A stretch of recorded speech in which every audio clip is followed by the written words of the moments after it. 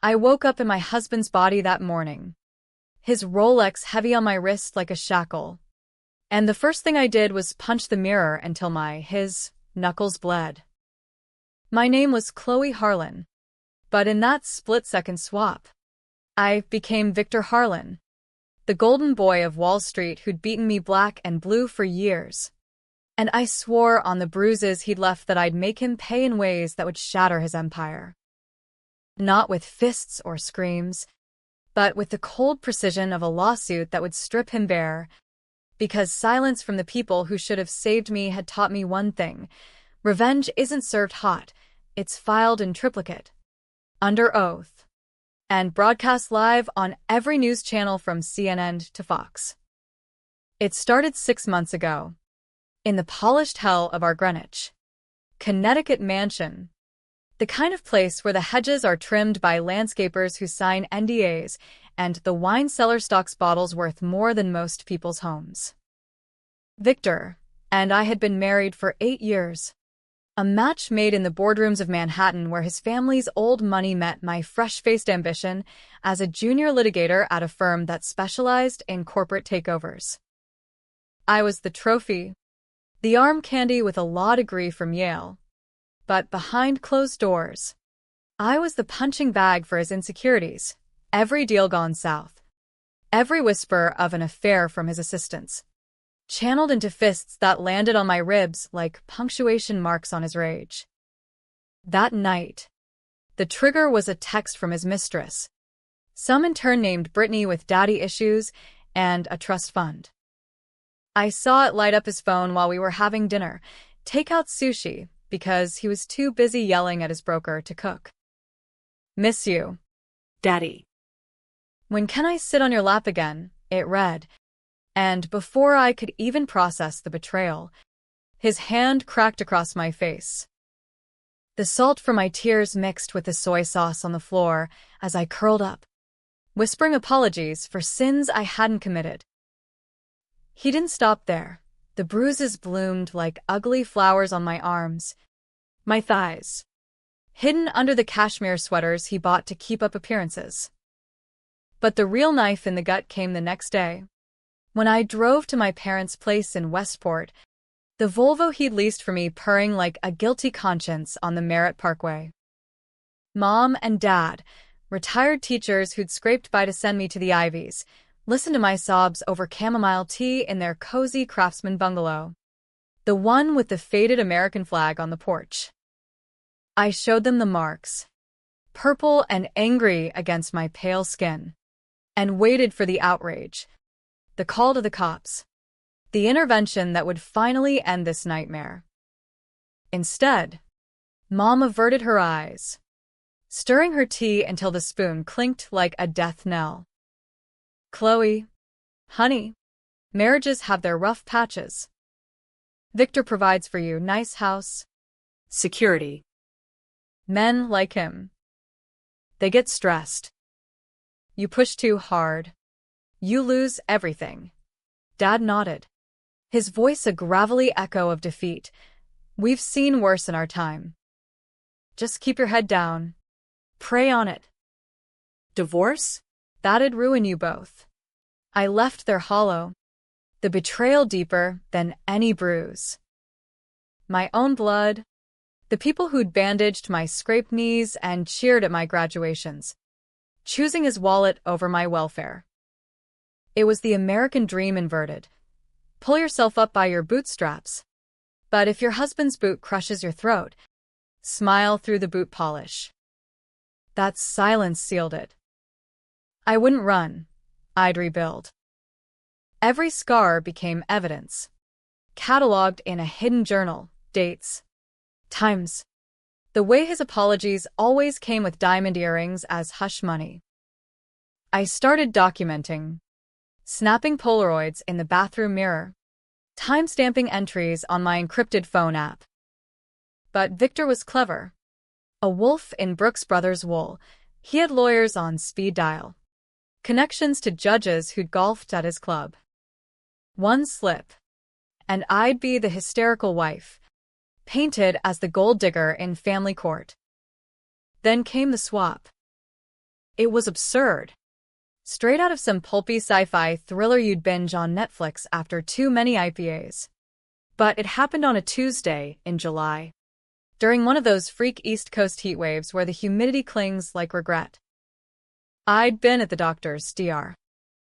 Elena Vasquez, a no-nonsense Latina OB-GYN in Stanford who'd patched me up after a fall last winter, getting a routine checkup that turned into a hushed conversation about leaving him. Chloe, this isn't just bruises, it's a cage. There's experimental therapy, mindfulness, hypnosis, even some fringe neural mapping for trauma victims. It helps rewire the fear response. Desperate, I signed up for a trial session that afternoon, a nondescript clinic tucked behind a strip mall, funded by some shadowy pharma grant. They hooked me up to this helmet contraption, wires snaking like veins, humming with low-frequency pulses meant to realign synaptic pathways. Victor was at his office, barking orders at underlings, oblivious. The technician, a mousy guy named Raj with a thick accent and nervous eyes, muttered something about quantum entanglement risks as the machine whirred to life. I blacked out for what felt like seconds, but when I came to, the world was wrong. My hands, bigger, calloused from golf grips, gripped the armrests. I stumbled to the mirror in the clinic's bathroom, and staring back was Victor's face, sharp jaw, salt and pepper hair, those cold blue eyes that had once charmed me at a Hamptons gala. But inside, it was me, Chloe, screaming silently, my mind trapped in his skin. Panic hit like a freight train. I tore off the helmet, but Raj was gone. The room empty save for a flickering monitor showing error codes. His phone buzzed, a text from Brittany. Lunch at La Bernardine? Wear that tie I like. I smashed it against the wall, shards of glass embedding in Victor's palm. How? Why? The clinic's files later revealed it, a glitch in the neural mapper. Some black market AI from Silicon Valley hackers experimenting with consciousness transfer. Meant for PTSD vets. But it backfired, swapping us across miles. Victor, wherever he was in my body, probably curled up in terror at home, had no idea the monster he'd created. I didn't waste time on why. This was opportunity, raw and electric. In his body, I had access, his emails, his safe with the blackmail files, his Rolodex of dirty secrets. The first secret I unearthed was the deepest cut, the reason he'd spiraled into violence after our third anniversary. Buried in an encrypted drive on his desktop was a folder labeled Contingency, filled with bank transfers to offshore accounts, photos of a dead hooker in a Times Square motel, and emails to a fixer named Marco who handled loose ends. Victor hadn't just beaten me, he'd framed me for embezzlement from his firm, siphoning funds through my name to cover his tracks. The hooker?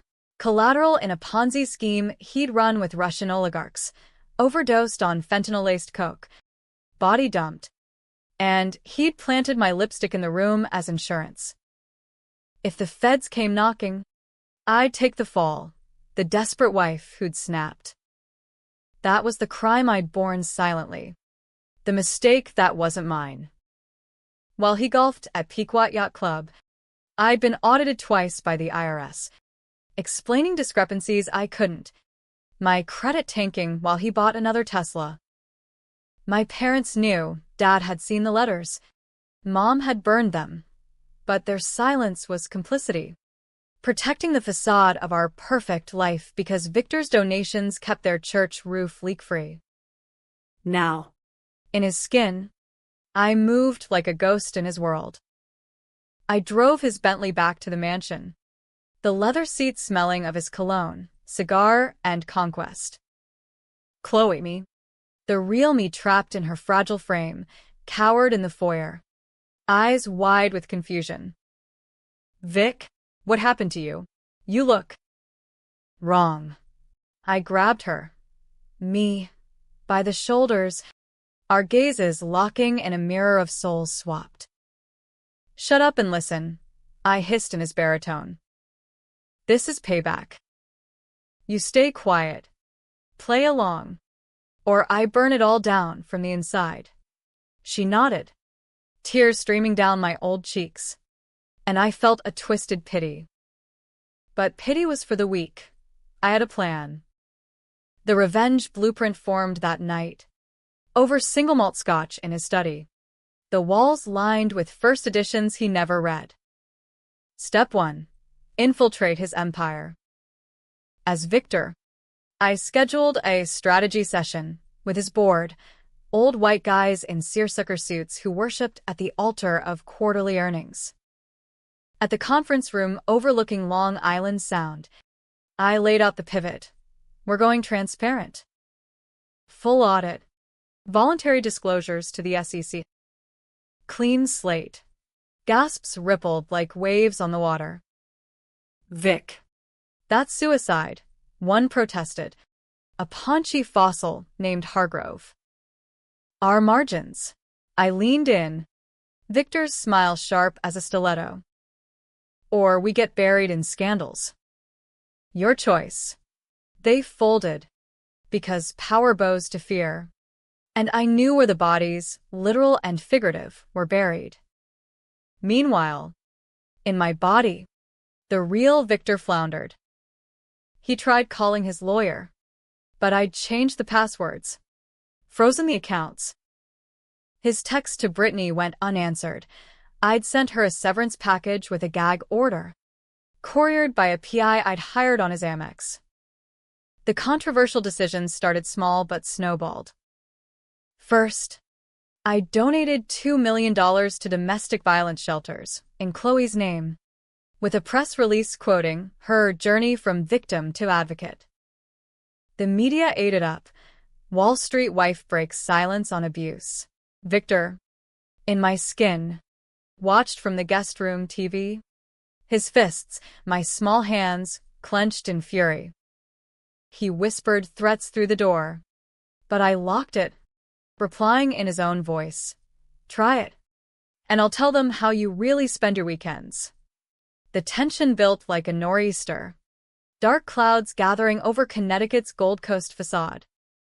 My parents called Chloe, me in hiding, begging for a visit. I went. In her body one weekend after a careful swap back via another black market session, Raj had resurfaced, greedy for hush money. Sitting in their kitchen, oatmeal cooling untouched, I tested the waters. Mom. Dad. Victor. He might go to prison. For what he did to me. Mom's hand trembled on her cross necklace. Prison? Oh. Chloe, think of the scandal. Your father's bridge club. And the church bake sale. Dad cleared his throat. We love you, but blood's thicker with the Harlans now. They've been good to us. The betrayal stung fresh, but it fueled me. I left with a hug that felt like goodbye, vowing their silence would echo in the courtroom. As Victor, I escalated. I leaked the embezzlement docs to a hungry reporter at the Journal, anonymous. Of course, framing it as a whistleblower's conscience. The story dropped on a Friday. Harlan Capital implicated in $50 million fraud. CEO's wife allegedly duped. The markets tanked his stock 30% by lunch. Board meetings turned to inquisitions. Hargrove cornered me in the elevator. Vic. If this is you cleaning house. Fine, but Chloe? She's poison. I laughed. Low and mean. Poison? Nah. She's the antidote. That night, at a gala for the Met, I cornered Brittany in the coat room. Victor's charm weaponized. Leave town, sweetheart. Or the next headline's yours with photos. She fled to Miami, tail between her legs. but not before spilling to her sorority sisters, who Twitter-stormed Victor Harlan abuser. The backlash was symphony to my scars. Protests outside his office.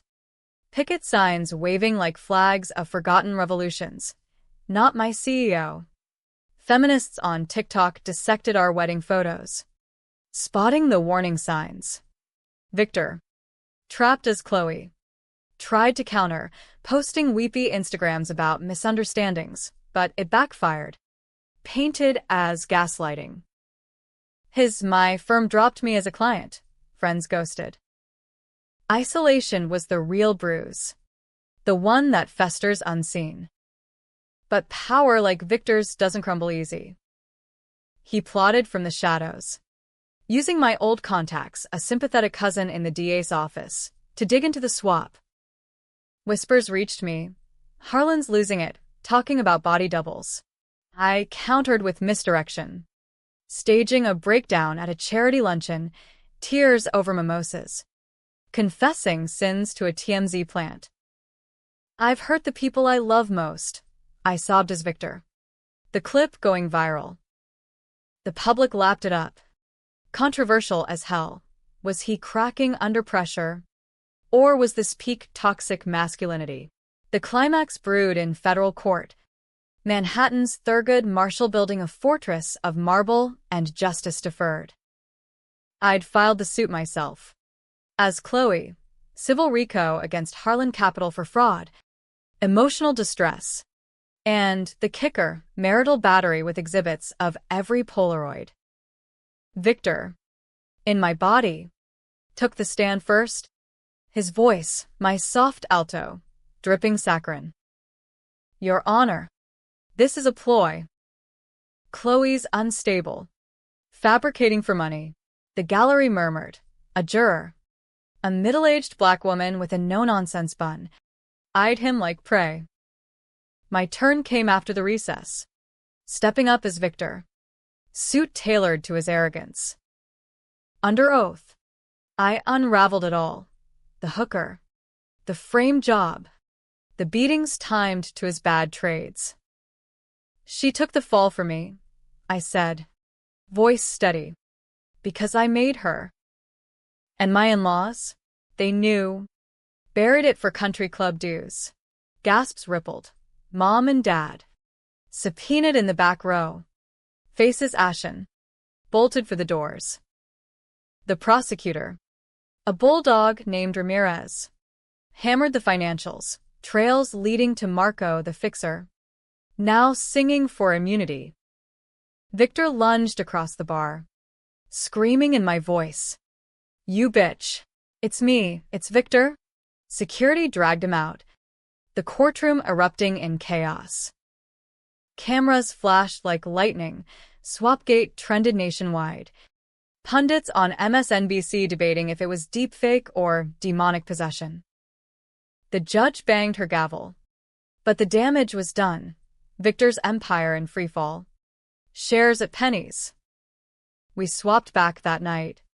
In a dingy motel, off I-95. Raj overseeing the reversal, with sweat beading on his brow. My body felt foreign again, small, scarred but mine. Victor, restored to his hulking frame, lunged at me, but I had the Beretta from his safe, cocked and cold. One move, and it's self-defense. Again, he slumped, defeated, as sirens wailed distant, Ramirez's tip-off. The verdict came swift, guilty on all counts. 25 years in Otisville, the white-collar purgatory upstate. I walked free, settlement in hand, enough to start over in Seattle, far from Connecticut's ghosts. Mom and Dad sent a card. Forgive us? I burned it, ashes scattering on the wind like old lies. But here's the twist. The reversal that keeps me up at night, staring at the ceiling fan's lazy spin. In Victor's files, deepest in the contingency folder, was a subfile, Chloe's ledger. Receipts for my own payoffs, to silence the clinic about fertility drugs that caused his impotence rages, emails to a PI tailing his affairs, planting the seeds of jealousy that escalated the hits. I'd borne his crimes, but I'd engineered half the hell, whispering doubts in his ear after too much wine, documenting just enough to trap him when the swap hit. Was I victim or viper? The scars were real, but so was my hand in the poison. Now, in my new life, running a nonprofit for abused women, ironically, I wonder, did I destroy him? Or did we destroy each other? The courts say justice. The mirror says mirror. And in America's endless debate mills, from Reddit threads to Sunday talk shows, they argue if I was avenger or architect. me? I sleep with the lights on. Waiting for the next swap. Because some secrets don't stay buried, they just change skins. The months after the trial blurred into a haze of depositions and death threats. The kind that come in unmarked envelopes postmarked from nowhere. Stuffed with Polaroids of me, not the bruises, but candids from our honeymoon in Napa, my smile wide and unwitting. Victor's allies. Those seersucker fossils who'd scattered like roaches when the lights of justice flicked on, now circled back in the shadows, whispering to reporters that the whole saga was a feminist witch hunt, a crazy bitch's revenge porn. I ignored it at first, holing up in a rented Airbnb in Darien. The lease paid from the settlement's first installment, $4.2 million. Wired clean to an account in my maiden name, Chloe Whitaker. But ignoring the noise only amplified it. Late-night scrolls through X, formerly Twitter. Because even in exile, we cling to the old lingo, showed threads dissecting my testimony. Harlan wife or mastermind. Swapgate files prove she knew about the hooker. Attached were redacted PDFs. Leaks from God knows who. Highlighting my emails to the PI. The controversy swelled, dark and tensile as a noose, pulling me into cable news greenrooms where pundits with blow-dried hair debated my soul. Empowered survivor or calculating con? One blonde anchor cooed, sipping Starbucks like it was hemlock. I declined the invites, talking would humanize me, and humanity was the last thing I wanted. Let them see the monster, Victor's mirror. The swap's aftermath lingered like a bad acid trip, neural echoes firing in my dreams, flashes of his boardroom bravado, the weight of his guilt in my gut. Raj, the technician, vanished after the reversal, but not before pocketing $50,000 and a promise of silence.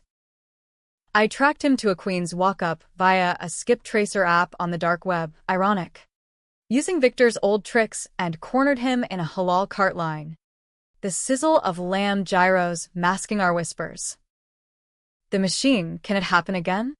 He shrugged, eyes darting to the falafel spinner. Quantum weirdness. Lady. Minds bleed. Avoid stress. Or poof, back in the saddle. Useless advice. But it planted the seed. What if the swap wasn't a glitch, but a gateway? What if I could dive back and finish what I'd started? Stress? it found me anyway. Brittany resurfaced. Not in Miami but Boulder. Lawyered up and filing a defamation suit from a loft in Brooklyn, claiming I'd, as Victor, ruined her career with the gag order. Her attorney, a slick millennial with tattoos peeking from his cuffs, deposed me over Zoom, the connection lagging like my patience. MS. Harlan, you admit to accessing Mr. Harlan's accounts post-incident. Isn't that identity theft? I leaned into the camera, my reflection pale against the laptop glow. Call it marital equity. He stole my life first. The judge tossed it for lack of evidence. Brittany's selfies with Victor in the Hamptons were gold, but the mud stuck. Splashed across page 6. Abuse avenger accused of hacking hubby. Deeper cuts came from family. My cousin Lena, the DA's office mole, called collect from a Rikers visiting booth. No. Wait. She was free. But Victor wasn't. Rotting in Otisville's low-security wing, pumping iron and plotting appeals. Chloe, he's saying you orchestrated the whole thing. The swap? He claims you paid Raj to do it. Some deep-state mind control shit. I laughed, but it came out hollow, echoing off the Darien walls. Lena was the one who'd tipped Ramirez, her ambition outweighing blood. Let him rot, I said. He framed me for murder. Silence on the line. Then, did he? Or did you both play the game? Click. Betrayals echo chamber, amplifying doubts. I needed to move. Literally. Seattle called, a fresh start in the Emerald City, where the rain washes sins and tech bros preach disruption like gospel. I flew coach. Victor's Amex maxed out one last time on a one-way to Seattle-Tacoma, landing in a drizzle that felt like absolution. The nonprofit gig came quick. Safe Harbor Initiative, a shelter network for DV survivors, funded by Seattle's guilt-ridden venture capitalists. My pitch at the interview? I've lived the scars. Let me turn them into shields. They bought it. Hook, line, and latte. Office in Pioneer Square. View of the ferries slicing Puget Sound like knives through fog. But Victor's ghost followed. Emails from burner accounts. You think you're free? Marco's out. Watching. Marco the fixer. Paroled early for good behavior. A ghost with a gravel voice and a grudge. I hired protection, a burly ex-cop named Tate, who tailed me to coffee runs and board meetings, his Glock a comforting bulge under his flannel. The tension ratcheted. As a Hitchcock score, shadows in my rear view on I-5. Hang-ups at 3 a.m. One night, post-yoga in a Belltown studio, I found my Prius keyed with swap bitch, the gouges deep as the fear it stirred. The controversial pivot came unbidden. In a donor gala at the Space Needle, the city lights twinkling below like distant gunfire. I'd prepped my speech, empowerment platitudes, stats on unreported assaults, but midway, with champagne fizzing in my veins, I cracked. Ladies, gentlemen, I began. Voice steady. We talk survival. But what about the fight back? I didn't just leave my abuser. I became him. Wore his skin, his sins, and tore his world down from the throne. Gasps. Then applause. Thunderous and wrong. The board loved it. Controversy as catnip. But whispers followed. Is she glorifying vigilantism? Next day's stranger headline. Hero or hubris? Chloe Harlan's dark confession. It opened floodgates. Survivors emailed, pouring out stories of silent parents, framed wives. But so did haters, and GDOW forums branding me the ultimate blue pillar, incel manifestos calling for my re-swap. Victor's appeal hearing loomed, virtual from Otisville, and I tuned in from my laptop. Tate posted by the door. There he was, gaunt in orange, spinning yarns of coercion. She hacked me? Your Honor, mind raped me with that machine. It's sci-fi entrapment. The judge. A stern wasp named Ellis. Arched a brow. Mr. Harlan. This court deals in facts. Not fanfic. Denied. But his eyes. Locking on the camera, my camera, burned with promise. This isn't over. Chloe. It escalated when Marco struck. A brick through my office window at dawn. Wrapped in wire, a noose miniature. Note attached. For Vic. Police report filed. But Seattle PD dragged feet. Domestic spillover, they yawned. Tate upped security, but I felt the noose tightening. Decisions darkening. Do I run again? Or confront? The swap tempted. A siren call. I tracked Raj to a Vancouver clinic, border hop via Amtrak. The Cascades blurring past like forgotten escapes. He looked worse, haggard, hooked on his own tech highs. $100,000, he bargained, for a peek back in. I paid. The helmet humming once more in a basement lab smelling of solder and regret. The dive was brief. A reconnaissance. Victor's mind. A storm of bitterness. Plotting with Marco via smuggled phones. Get her, he seethed in thought fragments. Make it look like suicide, echo her old bruises. I snapped out, gasping. the truth inverting. He wasn't just victim. He'd weaponized the swap too, bribing Raj for intel on my comings. We'd both danced this tango. Skins traded in mutual madness. Back in Seattle, I armed up, not just Tate's Glock, but a legal arsenal. Countersuit against Marco for stalking. Injunction on Victor's communications. The climax brewed in a rainy alley off Alaskan Way. Marco cornering me post-shift. Rain sheeting like tears. Vic says hi, he growled. Blade glinting. Tate tackled him. But not before the slash, superficial on my arm. A new scar blooming. Cops swarmed. Marco cuffed. Spilling under plea. Harlan paid me to finish you. Revenge for the frame. Court again. This time federal in Seattle. Victor extradited for conspiracy.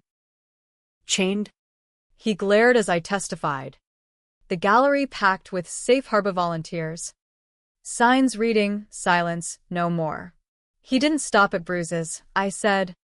Voice breaking true. He hunted me across states. In my own head. The reversal hit mid-cross. His lawyer, a shark named Kessler, produced my ledger. Proof I'd provoked. Manipulated. Was she avenged or architect? Jurors shifted. Debate igniting in their eyes. Verdict. Life for Victor. No parole. Marco. 20 years. I walked out to cheers. But the twist lingered. My hands in the ledger. Controversial as original sin. Had I borne his crimes? Or co-authored the apocalypse? Seattle's fog rolled in thicker after the sentencing. A shroud over the waterfront where I'd taken to walking at dusk. The gulls' cries mocking the hollow victory in my chest. Safe harbor thrived, donations poured in post-trial. Ironic manna from the spectacle. But success tasted like ash. Each ribbon cutting a reminder of the ledger's stains. I'd provoked him. Yes, the PI tales after his first affair. The fertility lies whispered to erode his ego. But provocation isn't permission. His fists were the choice. The crime. Still. The reversal nod.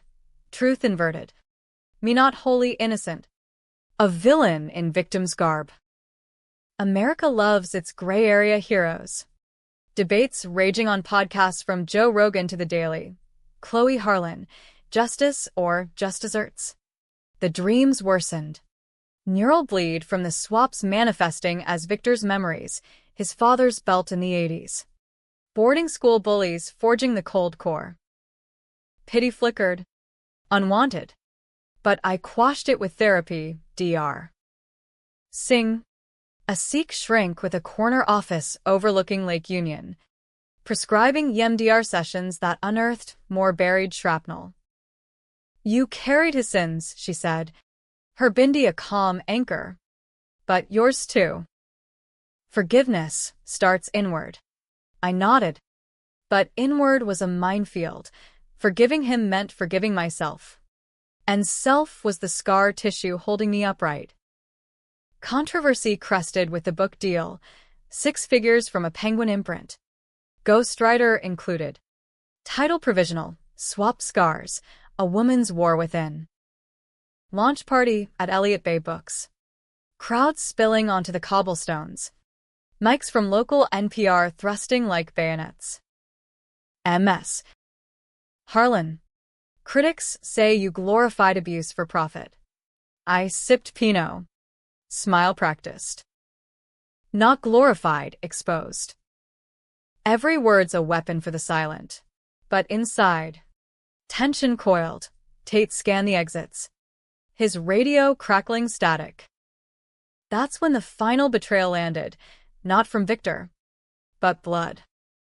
Mom called from Westport, voice frail over the line. Chloe, we're selling the house. Victor's family. They sued us for aiding fraud. Back in the day. We took their money, honey, to pay for your tuition, the weddings. He knew we all did. Dad's emphysema had worsened. Oxygen tank hissing in the background. We stayed silent to protect you from poverty, from us failing. The hooker? They'd vouched for Victor's alibi once. Golfing lies to cover his tracks. Deep cut. Surgical. My scaffold built on their complicity. I flew east. Economy this time. Landing in LaGuardia fog that mirrored my mood. The bungalow sagged. Hedges overgrown. American flag tattered. Mom hugged me at the door. Dad wheezing from his recliner. No tears, just tea. Chamomile again. The ritual mocking time. Why? I asked. Voice raw. Mom's eyes. Faded blue, like mine. Met steady. Survival. Chloe. American as apple pie, look the other way. Keep the lights on. Dad coughed. Adding. Victor's rotting because of us all. But you? You're the storm we birthed. I left at dawn. No goodbyes. The betrayal's weightlifting not gone, but redistributed. Back west. The nonprofit expanded. Safe harbor chapters in Portland, Vancouver, even a pilot in Mexico City via Zoom partnerships. I mentored. Scars bared in workshops, turned pain to power, but privately, the swap's allure returned. Raj emailed from exile in Toronto. One last ride? Clarity protocol. Separate the echoes. $200,000 wired. I flew north. The Rockies indifferent below. The machine. Upgraded. Hummed benevolent. No swap. Just purge. Victor's rage excised like a tumor, leaving psychic space. Climax came unscripted. In a dive bar off Granville Street. Post-session. A tip from Tate, Victor's half-brother. Ethan, a forgotten Harlan scion. Disinherited but vengeful, lurking. He cornered me by the jukebox. Johnny Cash crooning, hurt like prophecy. Sis-in-law, he sneered. Breath fury. Vic's appeals back on. New evidence, your ledger. Plus tapes. You whispering to him. Egging the hits. Tapes? From our bedroom cam. Victor's paranoia captured my manipulations. Hit me if it helps. Baby, just don't leave. Controversial calculus. Therapy speak for de-escalation. But twisted in court as consent. We grappled. Glass shattering. Patrons scattering like confetti. Tate burst in. But Ethan had a shank, grazed my side before the takedown. Hospital stitches under fluorescent hum. I called my lawyer. Countersuit. Suppression motion. But the leak hit before dawn. TMZ. Harlan tapes. Wife's twisted therapy in abuse hell. Backlash tsunami. Cancel Chloe trended. Donors fled. Safe Harbor Board convened emergency Zoom. Faces pixelated judgment. The hearing, virtual from Seattle Fed Court, was farce and fury. Ethan testified. Slick in a suit. She goaded him, psycho games. My cross. Context. Counselor. I was trapped, diffusing bombs with whispers. Juror chats leaked split down middle. Men siding Ethan. Women me. Judge Ellis. Presiding remotely from Manhattan. Ruled tapes inadmissible. Marital privilege, but damage seeped. Public trial by algorithm. My hero arc bent villainous. Twist inverted absolute. In Ethan's files. Seized post-arrest. Was Victor's suicide note. Smuggled pre-appeal. Chloe broke me not fists, but mirrors. She wore me better than I ever could. Forgive? Hell. Envy. He'd hanged himself in Otisville laundry. Sheets knotted tight, timing it for maximum chaos. No body swap needed. He'd swapped fates, ending on his terms.